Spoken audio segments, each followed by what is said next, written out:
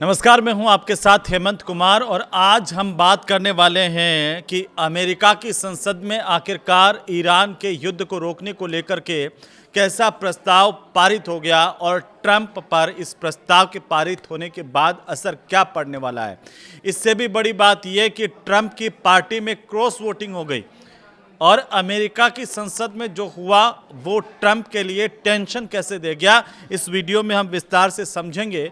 क्योंकि वो कौन से सांसद हैं ट्रंप की पार्टी के, रिपब्लिकन पार्टी के, जिन्होंने ट्रंप के खिलाफ वोटिंग कर दी और ये प्रस्ताव हो गया पास। अब इससे ट्रंप की मुश्किलें कैसे बढ़ेंगी और क्या इस प्रस्ताव के पास होने से युद्ध रुक पाएगा, ये सबसे बड़ा सवाल जो इस वक्त आपके जहन में आ रहा होगा। आज हम इसी पर बात करने वाले हैं क्योंकि अमेरिका की संसद ने एक ऐसा प्रस्ताव पास किया है जिससे ट्रंप के जो सैन्य शक्तियों की ताकत है उसको सीमित कर दिया गया है।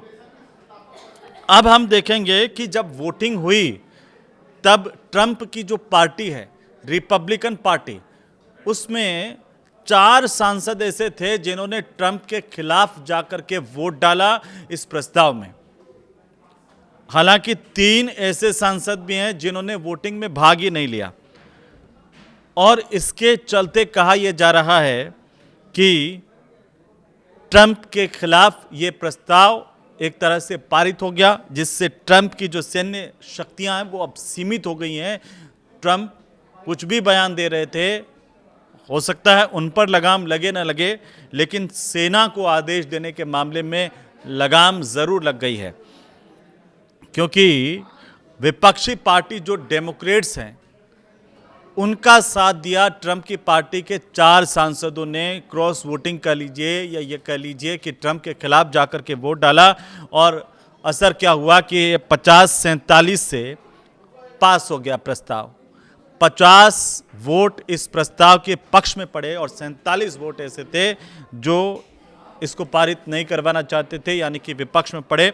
इस तरह से ये प्रस्ताव जीत गया और ट्रंप की पार्टी के भीतर टेंशन भी शुरू हो गई। अब इसे कानून बनाने के लिए क्या करना होगा, ये अभी इसके कुछ और चरण हैं कि एक प्रस्ताव इसे लेकर के जब पारित हुआ है तो कुछ और चरण है जिनसे इस प्रस्ताव को गुजरना होगा, उसके बाद ये कानून बनेगा। अगर ये प्रस्ताव कानून बन जाता है तो ट्रंप सरकार को ईरान के खिलाफ जो युद्ध हो रहा है उसको जारी रखने के लिए कांग्रेस की मंजूरी वहाँ पर लेनी पड़ेगी। अगर कांग्रेस इसे मंजूर नहीं करती है तो ट्रंप इस युद्ध को जारी नहीं रख पाएंगे, उनकी सरकार इस युद्ध को आगे जारी नहीं रख पाएगी।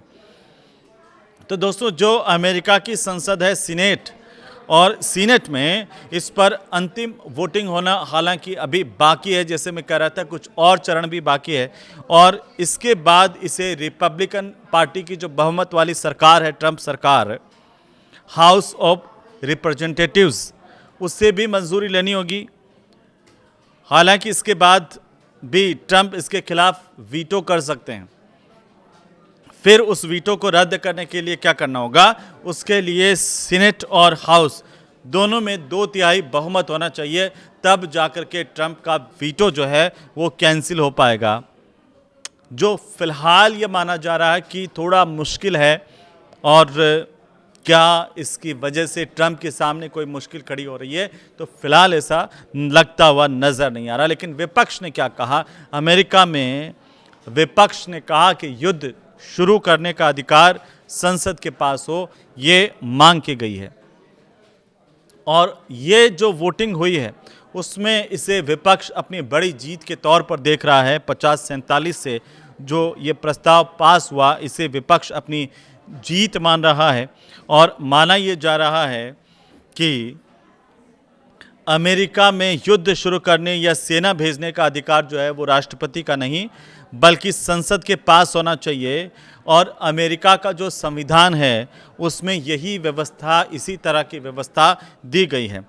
अब इस प्रस्ताव को जो वर्जीनिया के डेमोक्रेट्स हैं, सीनेटर टिम केन, वो लेकर के आए इस प्रस्ताव को, और बहस जब हुई तब टिम केन ने ये कहा कि अभी जब युद्ध विराम की बात हो रही है तब ट्रंप को संसद के सामने आकर के अपनी रणनीति संसद को बतानी चाहिए। अब जो डेमोक्रेट सीनेटर टिम केन हैं, उन्होंने ये कहा कि युद्ध शुरू करने का अधिकार जो है वो संसद के पास है, सिर्फ राष्ट्रपति के पास नहीं है। वहीं व्हाइट हाउस ने ये कहा है इस पर कि ट्रंप ने अमेरिका की सुरक्षा के लिए अपने अधिकारों के तहत ईरान पर कार्रवाई की है। अब अमेरिकी कानून के मुताबिक कोई भी राष्ट्रपति बिना संसद की मंजूरी के सिर्फ 60 दिन तक ही सैन्य कार्रवाई चला सकता है, इससे ज़्यादा नहीं। इसके बाद या तो युद्ध खत्म करना होता है, या फिर कांग्रेस से अनुमति लेनी होती है, या फिर सेना की जो सुरक्षित वापसी हो उसके लिए 30 दिन की अतिरिक्त मोहलत मांगनी होती है कि संसद के सामने, सीनेट के सामने जाके कहें कि सेना को वापस लाना है, इसलिए उसे 30 दिन का समय दिया जाए। लेकिन इसे लेकर के चूंकि चर्चा अभी इस बात को लेकर के तेज़ हो रही है कि क्या ट्रंप पर अमेरिका की संसद में दबाव बढ़ता जा रहा है, ट्रंप संसद के दबाव से कैसे उभरेंगे, क्या अंतिम जो अवसर ट्रंप के पास है वीटो का वो भी फेल हो जाएगा या वो चल जाएगा, ये अभी देखने वाली बात होगी। लेकिन बहुमत के बीच में ट्रंप के खिलाफ ये प्रस्ताव पारित हो जाना ही बड़ी बात मानी जा रही है। और अब जल्दी से हम देख लेते हैं कि पिछले 24 घंटों में अमेरिका ईरान युद्ध को लेकर के हुआ क्या है, क्योंकि ट्रंप ने ईरान पर जो हमला है वो टाला है।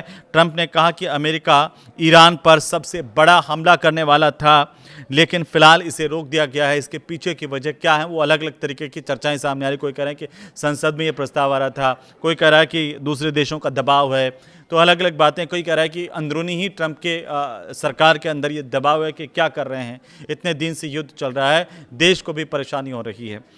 अब आप देखिए कि ये रोक दिया गया, बड़ा हमला होते होते रुक गया है। ट्रंप ये कह रहे थे कि वो बड़ा हमला करेंगे, नेस्तनाबूद कर देंगे, लेकिन वो नहीं कर पाए हैं। ये कहा है कि कतर, सऊदी अरब और यूएई जो हैं, उन्होंने बातचीत का मौका देने के लिए यह आग्रह किया था कि भाई ईरान को एक बातचीत का मौका दिया जाए। और यह आग्रह किसने किया? कतर ने किया, यूएई ने किया और सऊदी अरब ने किया अमेरिका से कि भाई बातचीत का मौका दें, इसलिए अभी आप ये हमला मत कीजिए। और ये कहा जा रहा है कि इसकी वजह से ट्रंप ने ये हमला टाला है। दूसरी बड़ी बात 24 घंटे में यह हुई कि ईरान ने हॉर्मुज स्ट्रेट पर अपना नया कंट्रोल सिस्टम बना लिया है। और ईरान ने ये जो नया कंट्रोल सिस्टम बनाया हॉर्मुज स्ट्रेट से जब गुजरने वाले जो जहाज़ हैं उनके लिए अनुमति को अनिवार्य कर दिया है। भाई जो अनुमति लेकर के नहीं जाएगा उसे जाने नहीं देंगे, ये सीधा सीधा ईरान का संदेश है और इसको वो लागू भी कर रहा है। ईरान ने कहा कि बिना परमिशन यहाँ से हॉर्मुज से गुजरना अवैध माना जाएगा, परमिशन होगी तो बात होगी। ईरान ने यह कहा कि यूरेनियम संवर्धन पर समझौता जो है वो नहीं करेंगे। अमेरिका ने कहा कि जो एनरिच्ड यूरेनियम है वो आप हमें दे दीजिए और तब हम मान लेंगे कि युद्ध खत्म करना चाहिए। लेकिन ईरान ने इस पर बिल्कुल मना कर दिया, ये भी कह दिया कि यूरेनियम संवर्धन पर कोई समझौता नहीं होगा और उनका देश किसी के दबाव में नहीं आने वाला है। राष्ट्रपति जो मसूद हैं उन्होंने भी कहा कि बातचीत होगी, लेकिन ईरान जो है वो झुकेगा नहीं।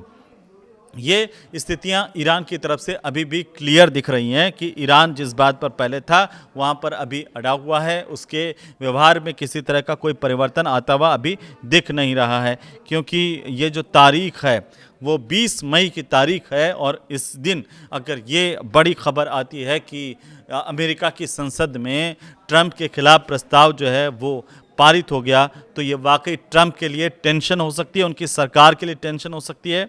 और दूसरी जो बड़ी खबर आई 24 घंटे के भीतर वो यह आई कि अमेरिका की जो नाकाबंदी है उसकी वजह से ईरानी तेल जो है वो फंस गया है। ईरान को भी टेंशन इससे हो गई है। अमेरिका यही चाहता था और आखिरकार क्या अमेरिका जो चाहता था उसने कर दिखाया या अमेरिका जो चाहता था वो हुआ ही नहीं। और अमेरिका अब इस टेंशन में है कि इतना सारा पैसा बर्बाद कर दिया, इतने सारे हथियार बर्बाद कर दिए और निकला कुछ नहीं, वही ढाक के तीन पात वहीं आकर के खड़ा हुआ है। क्योंकि ईरान तो कह रहा है कि वो अपना संवर्धित यूरेनियम से संबंधित कोई समझौता करने वाला है नहीं, वो किसी दबाव में आने वाला है नहीं। तो ट्रंप अब क्या करेंगे, ये बड़ा सवाल है। और आप इसे लेकर क्या सोचते हैं? क्या ये युद्ध बंद हो जाएगा या ट्रंप अपने पागलपन को और ज़्यादा सामने लेकर के आएंगे और कोई बड़ा हमला कर देंगे, उथल पुथल मचा देंगे, एक बड़ा कड़ा संदेश दुनिया के लिए भी दे देंगे। क्या ऐसा हो सकता है? आप क्या सोचते हैं? हमें ज़रूर बताइए कमेंट करके। और ये वीडियो कैसा लगा आपको, ये भी हमें ज़रूर बताइए। नमस्कार।